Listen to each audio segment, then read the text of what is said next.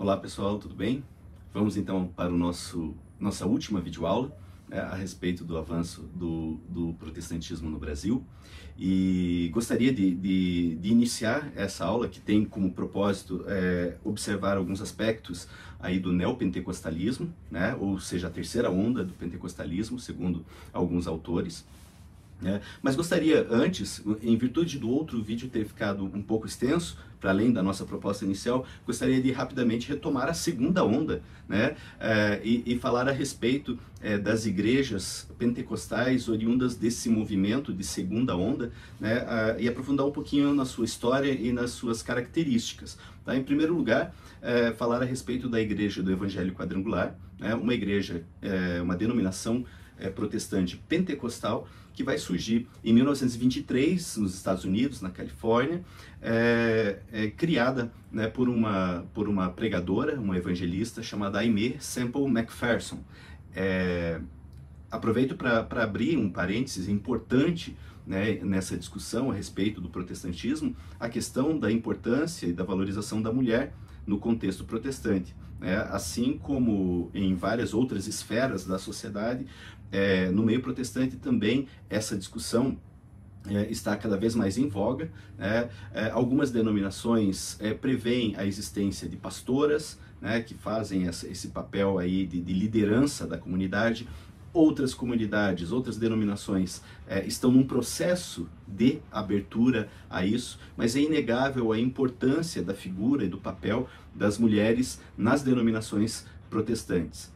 Vale a pena destacar, né, que em muitas comunidades, né, pensando, né, no contexto atual, até a partir de algumas observações antropológicas, né, nós percebemos que as mulheres protestantes, né, especialmente nas regiões periféricas do país, elas detêm uma possibilidade, né, de ascensão ali naquele meio maior do que as demais. Sem contar aspectos, né, de possibilidades, né, de liderança ali no seu meio. Portanto, esse é um assunto interessante. Poderíamos abrir uma nova discussão, né, que teria bastante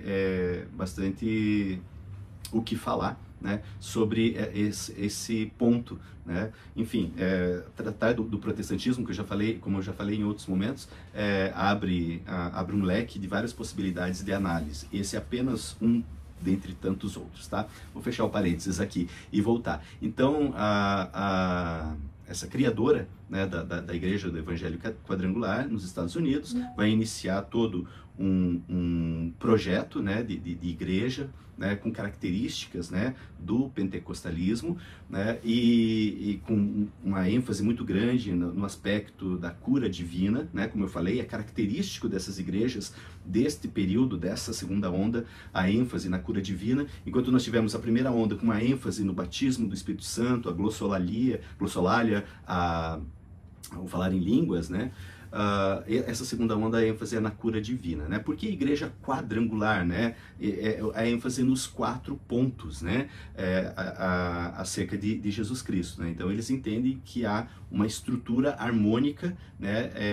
Equilibrada, que representa através de Jesus Cristo, como Salvador, ele como santificador através do batismo no Espírito Santo, por isso o símbolo da pomba ali, ele como aquele que cura, né, o símbolo do cálice, né, e finalmente ele como rei e salvador da humanidade, que voltará. É muito importante o aspecto, quando a gente fala das igrejas pentecostais, essa ênfase também num aspecto da segunda vinda de Jesus, né? A volta de Jesus, os tempos apocalípticos, né? Isso é um tema constante nas pregações das igrejas pentecostais. A segunda vinda de Jesus, né? Então o fim dos tempos, que consequentemente existem interpretações para isso, né? Também não há um consenso, há aqueles que têm uma interpretação pré-milenistas, os amilenistas, enfim, é um leque também aí de estudos possíveis, né, a respeito dessa visão escatológica, né, que as igrejas têm. É tradicional das igrejas pentecostais a visão pré-milenista, em que vai ocorrer um arrebatamento da igreja, mas antes disso a igreja vai passar por perseguições, vai passar por provações, a vinda do anticristo, enfim, são temas recorrentes, né, no discurso, nas pregações dessas igrejas. Tá? Outra igreja muito importante para a gente destacar dessa segunda onda é a igreja O Brasil para Cristo. Né? Um destaque, né, que ela é a primeira igreja que é fundada no Brasil. Tá? Todas que a gente está vendo aqui, fundada na Inglaterra, fundada nos Estados Unidos, a grande maioria, né? E vem um missionário e se estabelece aqui, aqui não. Né? A Igreja Brasil para Cristo foi uma igreja criada pelo missionário Manuel de Melo, né? Que era um pastor, desculpa, não era pastor, ele era um obreiro, né? Ele era um presbítero da Igreja Assembleia, né? E que acabou por questões, né, algumas doutrinárias, algumas visões que tinha a respeito, né, da igreja e do comportamento e da tendência, né, que a igreja na qual ele estava, ele não concordava, ele acabou fundando essa nova denominação. Como eu falei, né, na aula anterior, né, o protestantismo, por sua própria característica inicial lá da Reforma, lá com Lutero, tem essa tendência, né, da criação de vertentes, né? Por isso que nós chegamos a essa quantidade de denominações protestantes, né, praticamente incontável. Né? Hoje eu não seria capaz de dizer quantas igrejas protestantes existem, né, com suas devidas variações, devidas multiplicações, né, e acabam se tornando igrejas independentes e tendo características diferenciadas também. Então, a igreja O Brasil para Cristo, primeira igreja fundada aqui no Brasil, inclusive essa igreja tem um dia oficial, né, foi oficializada pela presidenta Dilma, né, a criação do dia da igreja O Brasil para Cristo, está? Aí é uma lei que foi sancionada durante o governo Dilma e que homenageia essa denominação originalmente criada no Brasil, mas obviamente com características, né, das demais igrejas protestantes pentecostais. Finalmente, nós vamos ter lá em 1962, criada pelo missionário Davi Miranda, a Igreja Deus é Amor. Também uma igreja que vai encontrar uma ampla aceitação, principalmente nas camadas mais pobres, devido a essa pregação constante baseada na cura divina. Observando sob um prisma sociológico, a gente vê uma carência, né, da chegada do Estado a determinados setores da sociedade. Né? As camadas mais pobres são desassistidas. Isso, historicamente, no Brasil, nós vemos acontecer e no presente não é diferente. Né? Então, o amparo que essas igrejas oferecem, né, tanto o amparo espiritual, mas muitas vezes um amparo material também, né, de apoio psicológico que elas oferecem, faz com que elas se tornem atrativas, né, para várias pessoas, como sendo um alicerce, como sendo um ponto de apoio para essas populações. Uma pregação, né, baseada na ideia da cura divina, né, ela vem alentar, né, a necessidade, o coração de muitas pessoas, de muitos fiéis. Não é raro, nós vemos nas igrejas Deus é Amor, então objetos relacionados a essa busca pela cura, muletas, cadeiras de roda, né, enfim, objetos que os fiéis levavam a fim de pedir uma cura, uma intervenção divina a uma necessidade que eles têm.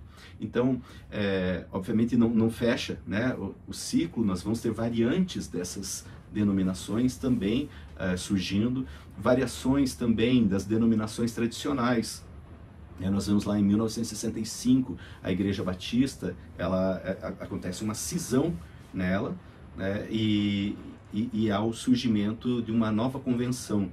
Né? Até então nós tínhamos a Igreja Batista Histórica, 1965, então o surgimento de uma nova convenção batista de orientação pentecostal, tá?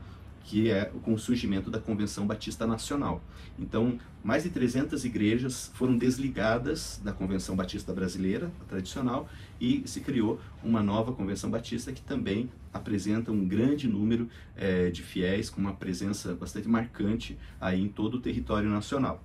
Então, esse fato que acontece com a Igreja Batista, ele é sintomático, né? Acontece a manifestação pentecostal em várias outras denominações, gerando vertentes, tá? Isso acontece com a presbiteriana, né, que também vai gerar cisões, acontece com a igreja metodista, né? Então isso, e também com as próprias pentecostais vão surgir as suas derivações, né, que de uma certa maneira vão dar origem a novos movimentos, né? Quando nós observamos, né, essas três ondas, nós englobamos ali num determinado momento histórico as características mais predominantes daquelas denominações, tá certo? Então agora a gente vai partir aí para falar mais especificamente a respeito das igrejas neopentecostais surgidas a partir da década de 70.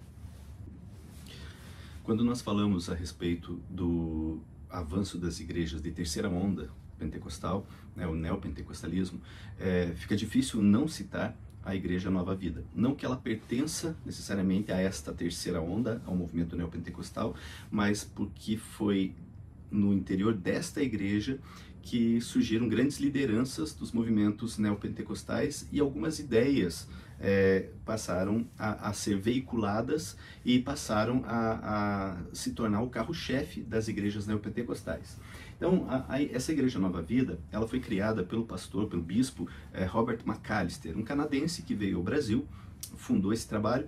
Ele estava muito associado às igrejas quadrangulares, tanto que ele participou de algumas cruzadas evangelísticas, né, convite das lideranças quadrangular, né, e ele foi o pioneiro aí, um dos pioneiros a levar um programa de rádio, né, da sua denominação. Então essa igreja ela começa como um programa de rádio, né, onde esse bispo fazia suas pregações, e aos poucos eles foram expandindo, né, do rádio, foram para as praças, das praças aos grandes eventos, às cruzadas, até que se torna uma igreja, né, em 1964. Então a partir desse ano surge, né, oficialmente a Igreja Nova Vida. E qual o diferencial? Então, uma das características, né, da pregação do bispo McAllister era a questão da desmistificação em relação ao dinheiro, né? Especialmente as igrejas pentecostais, elas tinham por tradição essa valorização da pobreza. Tá? Não que elas pregassem a pobreza, mas o não apego ao dinheiro era uma mensagem comum, né, nas igrejas pentecostais tradicionais, de primeira onda, digamos assim, né? E o bispo McAllister traz à tona essa coisa de que, não, o dinheiro é uma coisa boa, né? A gente precisa de dinheiro, né? Tanto que ele muda alguns padrões, né? Era tradicional nas igrejas a ideia da sacolinha, passar a sacolinha, né, durante o culto para fazer a coleta do dízimo. Ele traz a inovação de que o dízimo deve ser entregue nas mãos do pastor. Tá? E isso muda, isso vira uma chave, né, para muitos que pertenciam ali àquela denominação. O simples fato, né, dele começar com um programa de rádio, visto que os programas, né, de rádio, de televisão, por muitas denominações, eram demonizados, eram vistos como algo negativo. Né? As igrejas tradicionais pentecostais, inclusive, proibiam os seus seguidores de assistir televisão, ir ao cinema, né? E ali, com a Igreja Nova Vida, eles começam a utilizar isso como um meio, né? Um veículo de comunicação do Evangelho, né? Isso também leva a uma virada de chave. Tá? Ele também vai ser pioneiro na utilização de programas televisivos, né? Começa a trazer programas, principalmente americanos, né, e veicular na TV brasileira. Isso acaba se tornando meio que ali na década de 60, principalmente na década de 70, começa a se tornar uma prática comum entre outras denominações, né? Então é muito conhecido os programas, né, de Rex Sambard, né, Jim Swaggart, né? Então pregadores, evangelistas televisivos americanos que passam a ter seus programas veiculados aqui no Brasil, né, com uma tradução ainda bastante precária, né? Muitas vezes esses próprios pastores faziam a tradução, né, desses programas, faziam a dublagem, melhor dizendo, né? Mas eles vão causar um impacto, né, na sociedade brasileira e começa a mudar aí um pouco a visão a respeito do uso de mídias, né? Que isso também é outro assunto que gera bastante discussão, o uso das mídias por parte dos grupos evangélicos. Então, a Igreja Nova Vida também se caracteriza como uma igreja da segunda onda, né, do pentecostalismo no Brasil. No entanto, ela vai ser fundamental para que as igrejas da terceira onda definam certas práticas e certas características delas.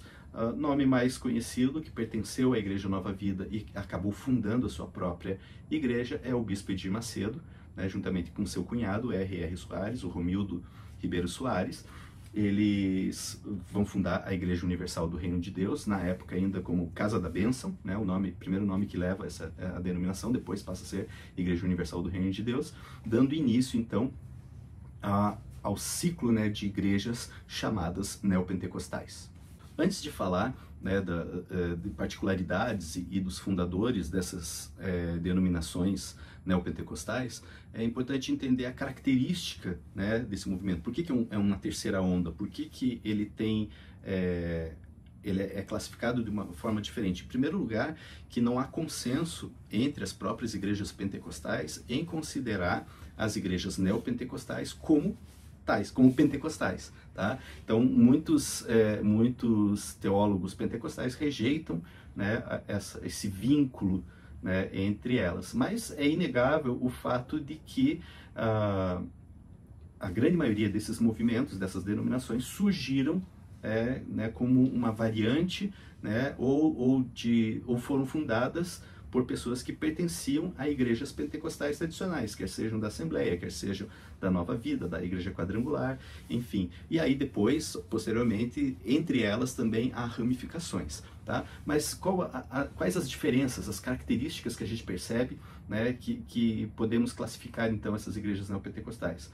Em primeiro lugar, de acordo com alguns sociólogos que analisaram essas igrejas, e há vários trabalhos a respeito disso, se observa uma constante luta entre o bem e o mal.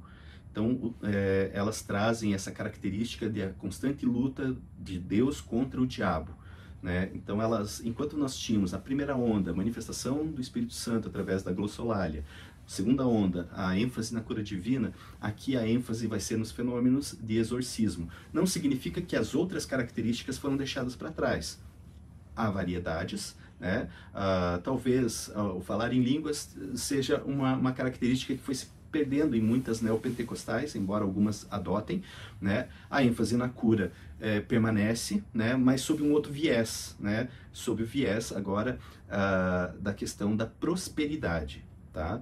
As igrejas neopentecostais, elas vão beber, né, em pregadores, principalmente norte-americanos, que falam sobre a confissão de uma fé positiva. Tá? Dentre eles, nós podemos destacar Hagin, né, que foi um pastor que enfatizou muito, trabalhou muito com essa pregação, né, de que através da palavra, de palavras impositivas, exigindo a prosperidade, exigindo a cura, né, Deus iria proporcionar então essa cura, essa prosperidade, né? Então, com base em textos bíblicos isolados, né, como tudo aquilo que pedires recebereis, né? Estou falando que está isolado, tá?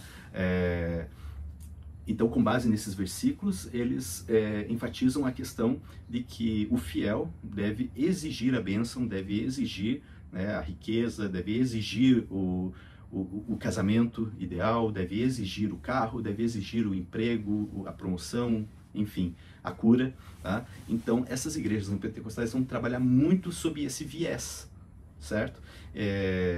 Extremamente influenciados por esses pregadores norte-americanos. Tá? Falei do Hagin, também um outro pregador bastante influenciador, né, nesse contexto aí, o Benny Hinn, né, que inclusive esteve no Brasil várias vezes fazendo pregações e estudos. Tem um livro extremamente famoso, né, chamado Bom Dia, Espírito Santo, no qual ele estabelece uma relação mais próxima, mais corpórea, digamos assim, com a figura do Espírito Santo, né? Por isso o nome Bom Dia Espírito Santo era um hábito que ele desenvolveu, né? De todos os dias ao acordar, dar bom dia ao Espírito Santo, falar com o Espírito Santo e consequentemente exigir as bênçãos. Tá?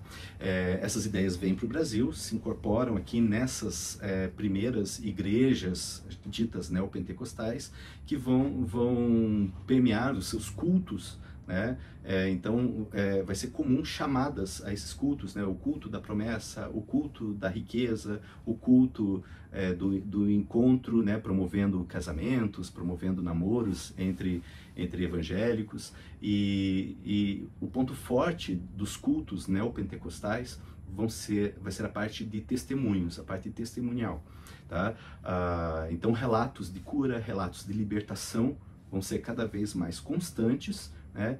E obviamente, né, o que chama atenção é o extraordinário, né? Então as manifestações e práticas de exorcismo, né? Isso vai ser comum nessas igrejas, né? Vai ser os cultos de libertação, cultos em que esses pastores vão fazer a prática do exorcismo, né? Tirar, né, as enfermidades, tirar os problemas através de uma expulsão de demônios, tá? Essas práticas acontecem tanto nas igrejas, né, físicas, locais, quanto nos cultos televisivos, né? O que vai provocar aí uma grande curiosidade por parte de muitas pessoas que vão querer ver, entender esse fenômeno que acontece, né? Isso vai chamar muito a atenção do público, tá?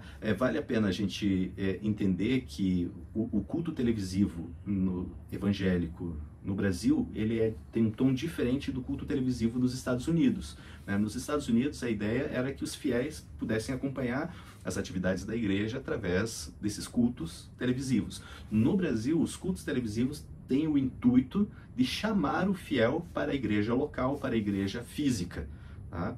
Então, para alguns estudiosos, esse vai ser um dos elementos que vai atrair muitos seguidores, muitos adeptos às igrejas neopentecostais.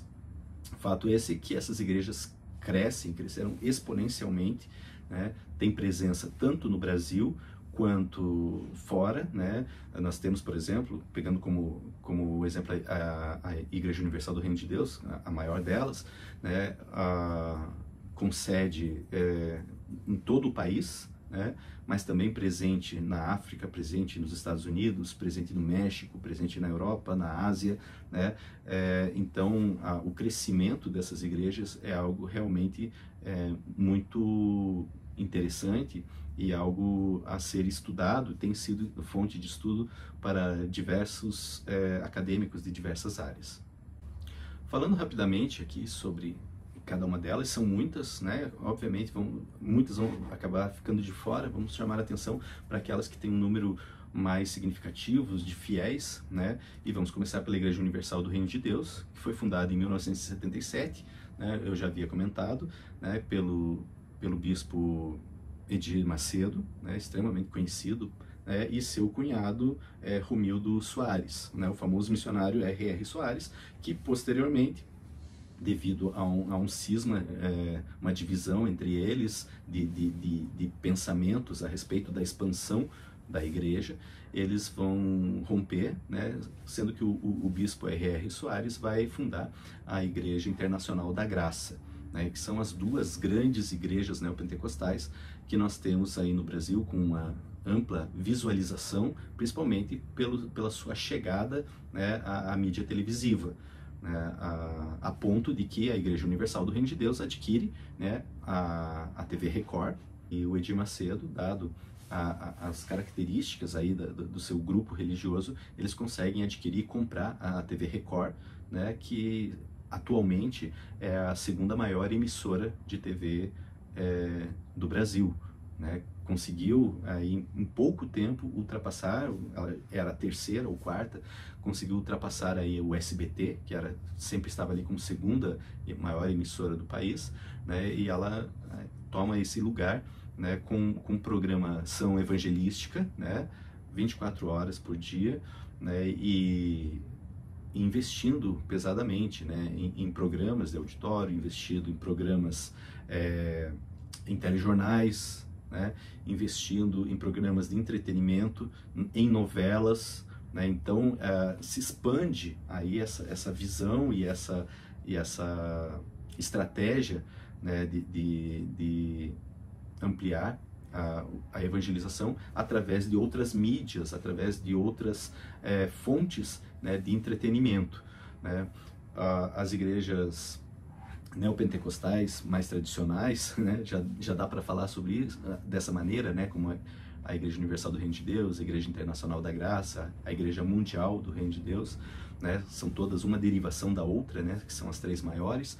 Elas não possuem uma programação musical muito rica, né, diferente de outras denominações, tanto as tradicionais históricas quanto as pentecostais e outras neopentecostais, como Renascer em Cristo, por exemplo, né, mas elas vão sempre utilizar a música como uma forma de estratégia também, né, os seus cultos, né, a fundação da Igreja Universal do Reino de Deus, ela começa, né, todas as igrejas elas começam com um pregador e um tecladista, né, alguém tocando um teclado, cantando hinos de maneira bastante singela, né, em igrejas, em templos que não são construídos para esse fim, né? Então eles utilizam de galpões, utilizam de cinemas que estão desativados, shopping centers.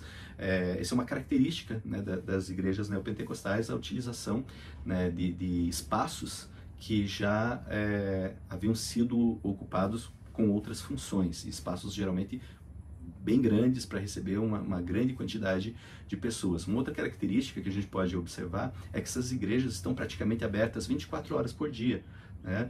Então, se você passar na frente de uma dessas igrejas a qualquer horário do dia, e algumas até da noite, né, você vai encontrar lá um obreiro, um pastor, né, pregando, falando, acolhendo as pessoas que passam pela rua.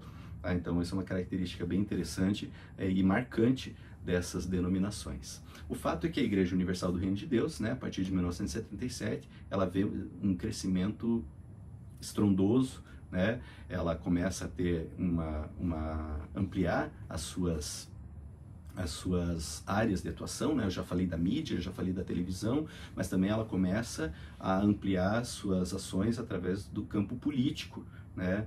Indicando, nomeando pessoas para cargos públicos. Aí a gente tem no Rio de Janeiro o bispo Marcelo Crivella, né, que era bispo da Igreja Universal do Reino de Deus, né, chegou à prefeitura do Rio.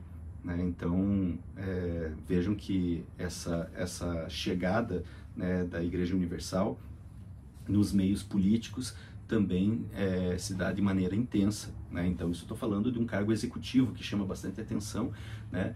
Mas em outras funções também, né, como vereadores, como deputados, formando assim, né, juntamente com outras denominações, obviamente, aquilo que hoje é chamado de bancada evangélica, que traz como característica, né, a discussão de temas em pauta bastante polêmicos, né, em toda e qualquer sociedade, pensando em questão, por exemplo, do aborto, pensando na inserção civil de casais LGBTQIA+. Então, essa bancada evangélica, que conta com diferentes denominações, né, com representantes de diferentes denominações protestantes, mas com uma grande força, né, com um peso bastante significativo ali das igrejas neopentecostais, que tem uma grande influência entre esse meio político, né, levando a divisões, levando isso também ao Poder Executivo Nacional. Né? Nós tivemos ali o período de governo do ex-presidente Jair Bolsonaro, em que essa bancada evangélica se posicionava totalmente a favor, né, de Bolsonaro, né, e levando junto consigo, né, o apoio, né, das denominações evangélicas. Praticamente, não podemos falar de uma maioria, de uma totalidade, mas podemos falar de uma maioria evangélica apoiando, né, esse segmento da política nacional, né, que também é um assunto que renderia vários outros vídeos a respeito disso. tá? Então isso é uma característica marcante aí dessas denominações. Como eu já disse, a Igreja da Graça, né, do R.R. Soares, também, né, vai ter um crescimento muito grande, né? O R.R. Soares, ele vai ser considerado um dos rostos mais vistos na televisão brasileira, né? Durante algum tempo aí a gente vai ter essa informação, né? Portanto, a chegada dele nas casas, nos lares das pessoas é muito intensa, muito constante, né? E isso também vai trazer uma característica a essas denominações. A Igreja Mundial do Reino de Deus foi fundada em 1998, né, pelo apóstolo Valdemiro Santiago. É interessante que esses termos, né, apóstolo, bispo, eles são auto-intitulados, tá? Então eles se auto-intitulam. É diferente de uma tradição episcopal, é diferente de uma tradição católica, né, que há a nomeação desses bispos pelos pares, enfim, né? Nessas igrejas passam a se utilizar esses termos, muitas vezes para diferenciar de outras lideranças, ou até mesmo para criar uma certa hierarquização. Então nós temos ali os títulos de bispo, os títulos apóstolo, né, que são denominados pelos seus próprios criadores, né? Então Valdemiro Santiago é alguém que era um obreiro, né, pastor da Igreja Universal, também devido a uma cisão, né, funda a sua própria igreja, e também com essas mesmas características, né, com uma força muito grande presente na televisão, comprando espaços da televisão para veicular a sua pregação. E aí nós vamos ter várias outras igrejas, Igreja Cristo Vive, Sara Nossa Terra, e para encerrar, queria finalizar aqui com a Igreja Renascer em Cristo, né, que tem uma característica também, é classificada como uma igreja neopentecostal. No entanto, ela tem uma pegada um pouco diferenciada em relação a essas demais que a gente está vendo. As igrejas neopentecostais, de uma maneira geral, elas têm uma aproximação muito grande, né, com classes mais pobres. Tá? Isso não significa que ela só é formada por classes baixas, né? Nós temos todos os segmentos sociais aí representados em todas essas denominações, né? Pessoas pobres, pessoas de classe média, pessoas ricas, né? Mas o foco, né? Nós falamos no foco de pregação dessas denominações. No caso da Igreja Renascer em Cristo, né, que foi fundada pelo casal Estevão e Sônia Hernandes, né, isso ali na década de 1985, 86, se não me engano, 86 foi fundada a Igreja Renascer. Ela já tem um foco numa classe média alta, tá?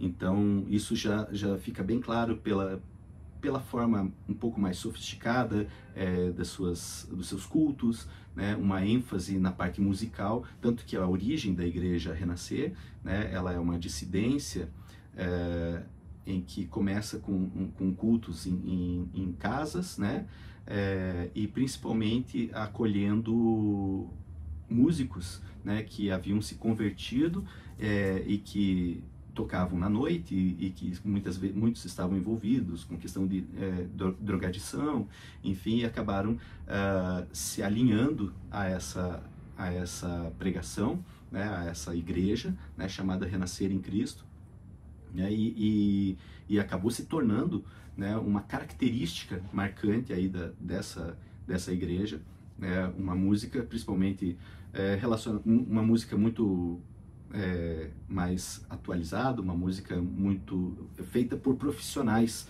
da música, né? Então surgem ali da Igreja Renascer festivais de música gospel, né? Podemos até dizer que a partir aí da fundação da Renascer nós temos um estouro, né, da música gospel, né? Não que ela não existisse, ela existia e com suas características aí, já estava no mercado fonográfico, mas a partir da década de 80, década de 90, né, que se torna um ramo, né, se torna um mercado muito atrativo, né, de consumo, né, de bandas gospel.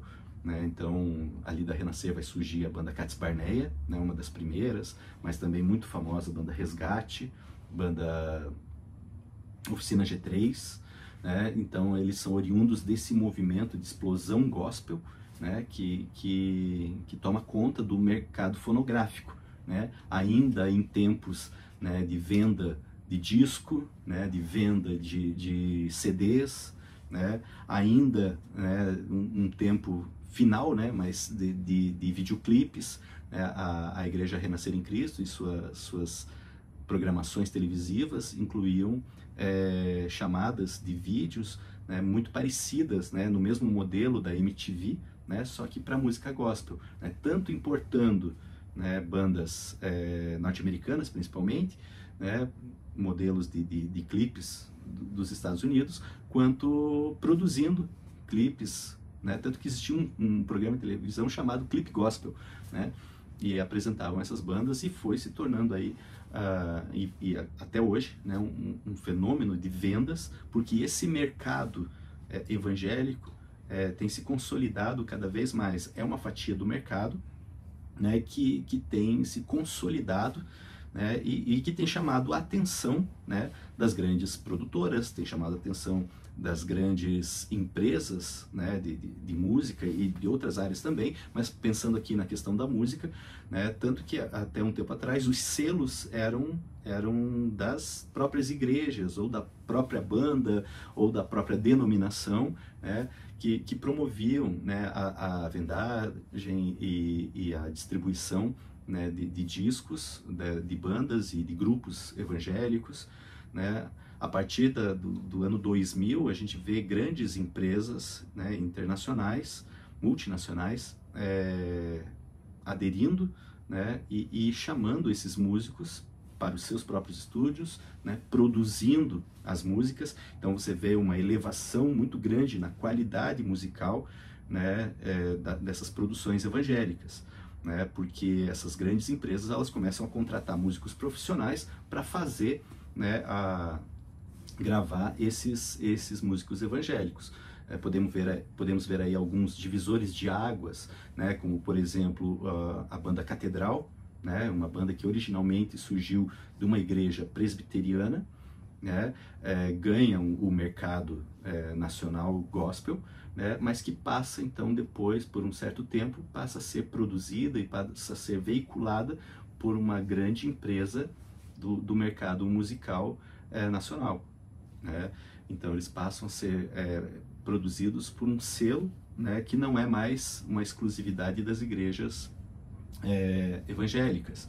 Da mesma maneira, nós vemos ali a cantora Aline Barros, né, também muito famosa, que até num primeiro momento causa um certo escândalo. Ela vai cantar no programa da Xuxa, né, vai cantar num programa infantil que era da TV aberta, né, num momento em que isso, para muitos evangélicos, era um escândalo, né. Também um dos seus primeiros CDs, se não me engano, ou o primeiro CD que teve uma grande venda, ele é produzido pela banda Roupa Nova, né, músicos profissionais. Alguns dos músicos da banda eram evangélicos, são evangélicos, né, mas começam a produzir música evangélica especificamente, né? Então esses são marcos aí de mudança de pensamento e de compreensão do que é esse meio evangélico, que tem crescido a cada dia, e essa presença, né, desse meio evangélico nas ações cotidianas, né, como já falei na abertura dessa nossa aula, é uma constante, né? Todos nós temos, com maior ou menor grau, um impacto da ascensão dos movimentos evangélicos no Brasil, né?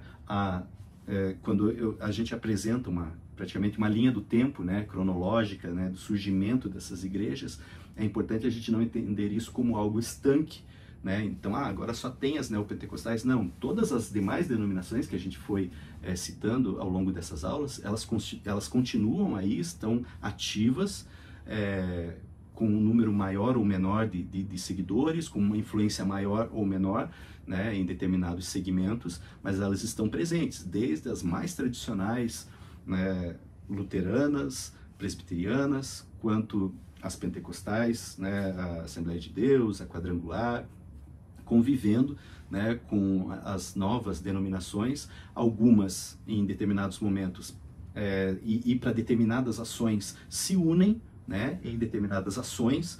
Então, por exemplo, um exemplo disso seria a Marcha para Jesus, né, que foi importada pelo casal Estevão e Sônia Hernandes, né, da Igreja Renascer, que inclusive acredito que até hoje são eles que lideram, né, esse movimento, que acontece em praticamente todas as capitais brasileiras, trazendo um grande impacto para essas cidades, né, reivindicando algumas questões, algumas pautas políticas, sociais, né, bem como demarcando um território significativo, né, demonstrando a força da presença evangélica no país, né. Então, alguns eventos são compartilhados entre algumas denominações, né. Não podemos jamais falar de uma unidade de pensamento evangélica ou protestante, né. Não há, né, elas possuem divergências entre si, divergências doutrinárias, né, e algumas